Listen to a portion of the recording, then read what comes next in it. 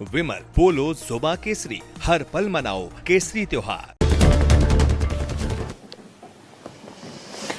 प्रणाम, मैं गरिमा सिंह। सबसे बड़ा सवाल मैं आज फिर बात करने वाली हूं एसआईआर की, यानी चुनाव आयोग के स्पेशल इंटेंसिव रिवीजन की, जो पूरे देश में होना है। ये चुनाव आयोग ने घोषणा कर दी है और चुनाव आयोग दरअसल ये कह रहा है कि इकलौती यही प्रक्रिया है जिसके जरिए पूरे देश में शुद्धतम, प्योरेस्ट वोटर लिस्ट बन सकती है। और इसीलिए बिहार में चुनाव से ठीक पहले इतनी बड़ी प्रक्रिया, इतना बड़ा प्रोसेस शुरू किया गया, क्योंकि एक एक वोट का वेरिफिकेशन चुनाव से पहले जरूरी था, वोटर का वेरिफिकेशन जरूरी था। और लगातार ये नैरेटिव बन रहा था कि घुसपैठिए हैं, सीमा से घुसे हुए घुसपैठिए, राशन कार्ड बनवा कर बैठे हैं, वोटर लिस्ट में नाम दर्ज कराकर बैठे हैं, हमारे संसाधनों पर कब्जा जमा कर बैठे हुए हैं। इसीलिए चुनाव से ठीक 3 महीने पहले ये एसआईआर जरूरी था। ये चुनाव आयोग ने बाकायदा कहा अपने ऑफिशियल स्टेटमेंट में। लेकिन दरअसल जो सवाल उठे, भाई छोड़ दीजिए पॉलिटिकल पार्टीज को, क्योंकि सारी पॉलिटिकल पार्टीज अपना फायदा देखेंगी, कुछ गैर जरूरी सवाल भी उठा सकती हैं, नाजायज सवाल भी उठा सकती हैं। लेकिन कुछ सवाल देश के इलेक्शन कमीशन ऑफ इंडिया पर वाजिब उठे, गंभीर उठे और सुप्रीम कोर्ट ने उठाए। कॉन्स्टिट्यूशन की कस्टोडियन है सुप्रीम कोर्ट भी। सुप्रीम कोर्ट ने कहा कि भाई चुनाव से ठीक 3 महीने पहले आप एसआईआर जैसा इतना ह्यूज प्रोसेस कैसे शुरू कर सकते हैं? आप दरअसल वो कागजात लोगों से कैसे मांग सकते हैं जो लोगों के पास है ही नहीं? सुप्रीम कोर्ट ने कहा कि आधार स्वीकार कीजिए, वोटर आईडी कार्ड जो आप ही ने इशू किया है, भाई आप ही का वैलिड डॉक्यूमेंट है, उसको तो मानिए। चुनाव आयोग ने मना कर दिया कि हम दरअसल नागरिकता की पहचान करेंगे, कौन सिटीजन है कौन नहीं है। सुप्रीम कोर्ट ने कहा यह आपका काम ही नहीं है, this is not your forte. नहीं माना चुनाव आयोग। और मैं दरअसल वो तारीख आज देख रही थी कि भाई कहां जाकर सुप्रीम कोर्ट के बार बार ताकीद करने के बावजूद कहां जाकर सुप्रीम कोर्ट की बात को माना चुनाव आयोग ने। 10 जुलाई को कहा, 28 जुलाई को कहा, 14 अगस्त को कहा, 22 अगस्त को कहा और फिर 8 सितंबर को 2 महीने बाद चुनाव आयोग ने कहा कि चलिए ठीक है, बिहार में अब आप आधार कार्ड जमा कर दीजिए। तब तक एसआईआर की इस इंटेंसिव रिवीजन की, स्पेशल इंटेंसिव रिवीजन की पूरी प्रोसेस ऑलमोस्ट खत्म हो गई थी। अब सवाल जो मैं उठाती रही पूरे दरमियान, ये भी मैंने उठाया, भाई अगर आप एक एक वोटर को वेरिफिकेशन करने घर गए हैं, उसके दरवाजे पर गए हैं, तो ये मुजफ्फरपुर में, जमुई में बल्क में वोटर कहां से निकल आए? एक घर में 250 वोट। केंद्रीय मंत्री गिरिराज सिंह जिस व्यक्ति के श्राद्ध में गए 1 साल पहले, जिसकी मृत्यु हुई, उसे आपने चुनाव आयोग ने वोटर लिस्ट में जिंदा बता दिया।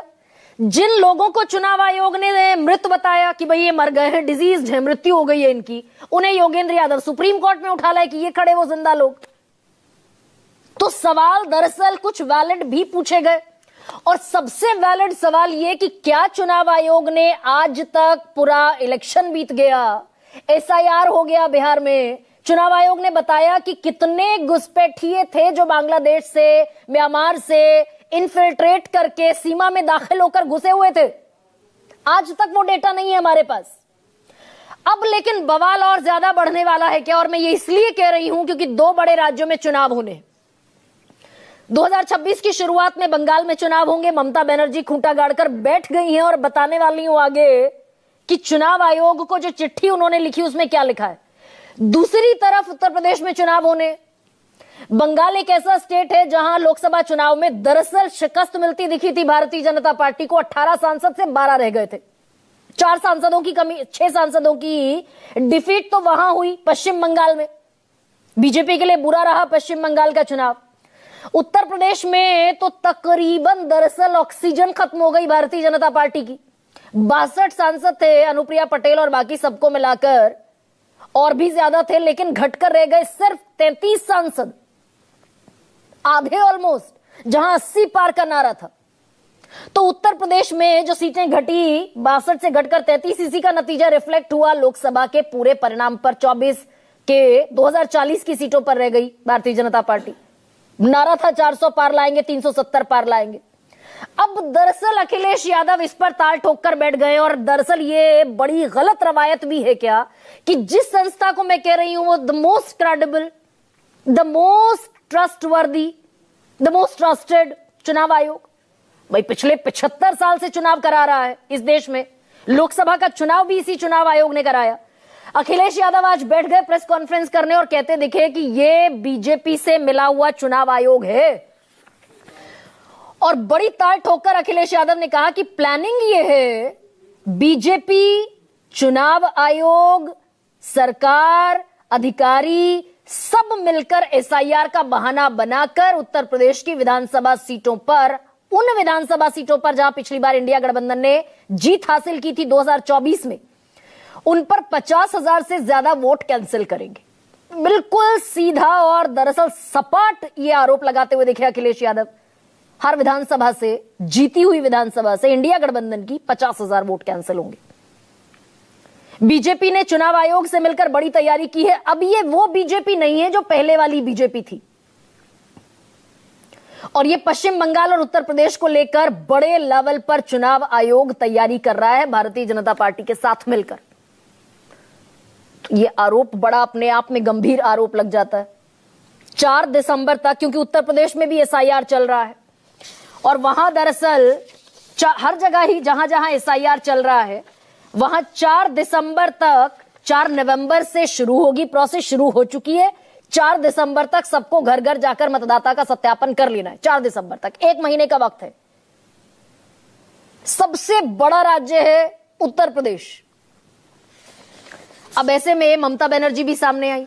अखिलेश यादव से हालांकि पूछा जाएगा आज उनके प्रवक्ता से कि भाई 24 का चुनाव भी तो उसी चुनाव आयोग ने कराया था जिसमें आप 36 सीटों के साथ सबसे बड़ी पार्टी बनते हुए दिखाई दिए थे। अब ममता बनर्जी कह रही हैं जेल भेज दो, गला काट दो, लेकिन जो हो रहा है वो तो होने नहीं दिया जाएगा। आज नहीं बल्कि 2-3 दिन पहले 19 नवंबर को उन्होंने मुद्दा उठाया था कि चुनाव आयोग इनह्यूमन है, अमानवीय है, बीएलओज पर प्रेशर डाला जा रहा है, बीएलओज पर जबरदस्त दबाव है, अधूरा गलत डेटा बीएलओज जमा कर रहे हैं। पिछली बार 3 साल में हुआ था, इस बार 2 महीने में कैसे होगा, एक्यूरेसी नहीं है, कंप्लीट डेटा नहीं है, दबाव में सब काम कर रहे हैं। और मौत जो हो रही है बीएलओज की, वो भी ममता बनर्जी मुद्दा बनाती दिखी कि 16 दिन में 28 बीएलओज ने, किसी ने सुसाइड कर लिया, किसी ने ट्रेन के आगे कूदकर जान दे दी, कोई पंखे से लटक गया, किसी को हार्ट अटैक आ गया। पूरी फेहरिस्त है वो। 16 दिन में 28 बीएलओज, बूथ लेवल ऑफिसर जिन्हें घर घर जाकर डेटा इकट्ठा करना है और ईआरओ को, इलेक्टोरल रजिस्ट्रेशन ऑफिसर को जमा करना है, वो लगातार सुसाइड कर रहे हैं। ये ममता बनर्जी कह रही है कि यहां फसलें कट रही हैं, रबी की फसल बोई जानी है, किसान खेतों में हैं, तो क्यों आप इस समय पर एसआईआर तान कर खड़े हो गए चुनाव आयोग को? ममता बनर्जी कह रही हैं इसको इमीडिएट बंद कीजिए। और दरअसल इसी में जुड़ जाती है एक और खबर भी। वित्त मंत्री निर्मला सीतारमण केंद्रीय कैबिनेट में है, नरेंद्र मोदी की कैबिनेट में वित्त मंत्री हैं बड़े लंबे वक्त से। उनके पति हैं निर्मला सीतारमण के परकला प्रभाकर, इस देश के रेनाउंड अर्थशास्त्री भी हैं, बहुत शानदार इकोनॉमिस्ट उन्हें माना जाता है। उन्होंने बिहार के पूरे जनादेश पर सवाल खड़ा कर दिया है। अब दरअसल क्योंकि सत्ता पक्ष कह रहा था कि भाई एसआईआर तो इनका मुद्दा चला नहीं, पिट गए ये लोग, धज्जियां उड़ गई इनकी, 35 पर सिमट गए। 14 तारीख जिस दिन रिजल्ट आया बिहार का, देश के प्रधानमंत्री ने कहा ये एसआईआर पर भी सहमति है बिहार के युवाओं की, बिहार के मतदाताओं की, बिहार की महिलाओं की। दे बैक्ड इट। अमित शाह ने कहा कि अपने दम पर हम सारे घुसपैठियों को बाहर निकालेंगे, पूरे देश में होगा एसआईआर। दुर्भाग्य से कुछ राजनीतिक दल घुसपैठियों को खत्म करने के अभियान को कमजोर करने की कोशिश कर रहे थे। ये राजनीतिक दल एसआईआर की प्रक्रिया और चुनाव आयोग द्वारा मतदाता सूची के भी संशोधन का विरोध कर रहे हैं। मैं आज स्पष्ट कर देना चाहता हूं कि हम अकेले दम पर इस देश से सभी घुसपैठियों को बाहर निकालेंगे, ये हमारा संकल्प है। तो भाई बिहार में आज तक पता क्यों नहीं चला कि कितने घुसपैठिए थे, एसआईआर के बाद कितने पकड़े गए, कितने डिटेक्ट हुए, कितने डिलीट हुए और कितने डिपोर्ट हो गए? ये भी देश के गृह मंत्री का ही बयान है।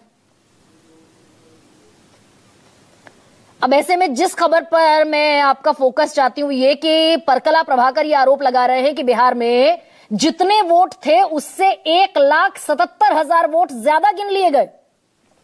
बाकायदा उन्होंने 12 ट्वीट्स किए एक के बाद एक सोशल मीडिया पर, और वो ये कह रहे हैं कि I have screenshots of the election commission of India declarations for all 243 seats. Bihar की जितनी विधानसभाएं हैं उस पर इलेक्शन कमीशन ऑफ इंडिया ने जो डिक्लेरेशन दिया है, मेरे पास सबके स्क्रीनशॉट्स हैं कि वोटर थे 7,45,26,858, वोट हुआ 5,29,880 और वोट काउंट हो गए 5,02,07,553। 1,77,000 ज्यादा वोट गिन लिए गए बिहार में। ये निर्मला सीतारमण के पति कह रहे हैं। तो यही समझने की कोशिश करेंगे कि भाई इस देश का कॉन्स्टिट्यूशनल संवैधानिक ताना बाना इतना मजबूत है। भाई सारा विपक्ष झूठ बोल रहा है, राहुल गांधी झूठ बोल रहे हैं, और झूठ बोल रहे हैं तो अभी तक खुले क्यों घूम रहे हैं? इसी पर चर्चा करूंगी, कुछ बयानों के साथ शुरुआत कर रही हूं। कुछ राजनीतिक दल एक घुसपैठिया हटाओ का जो अभियान है इसको निर्बल करने में लगे हैं, और वो राजनीतिक दल चुनाव आयोग द्वारा जो एसआईआर की प्रक्रिया चल रही है, मतदाता सूची का शुद्धिकरण जो चल रहा है, इसका खिलाफत कर रहे हैं।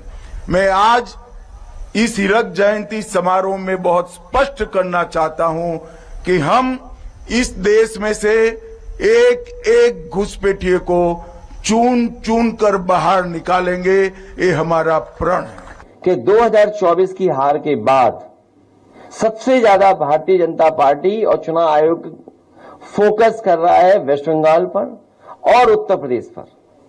उनकी सरकार, उनके अधिकारी और चुनाव आयोग मिलकर के ये तैयारी कर रहे हैं कि 2024 में जिन विधानसभाओं में समाजवादी पार्टी जीती है, इंडिया गठबंधन जीता है, उन विधानसभाओं में 50,000 से ज्यादा वोट काट दिया जाए एसआईआर के बहाने। 2001 का इलेक्शन के बाद जब एसआईआर हुआ था तो 2 बरस टाइम लगा था। अभी क्या है, सामने इलेक्शन है, उसके लिए ये पॉलिटिकली मोटिवेटेड वे से इलेक्शन कमीशन को इन्फ्लुएंस करके ये वो लोग कर रहे हैं। अब ऐसे में आज का सबसे बड़ा सवाल आपके सामने रखते हैं। एसआईआर का क्लेश 25 में बिहार अभी गुजरा है, 26 में बंगाल और 27 में उत्तर प्रदेश। और दूसरा सबसे बड़ा सवाल वोट चोरी पर राहुल के साथ अखिलेश, ममता, विपक्ष की एकता।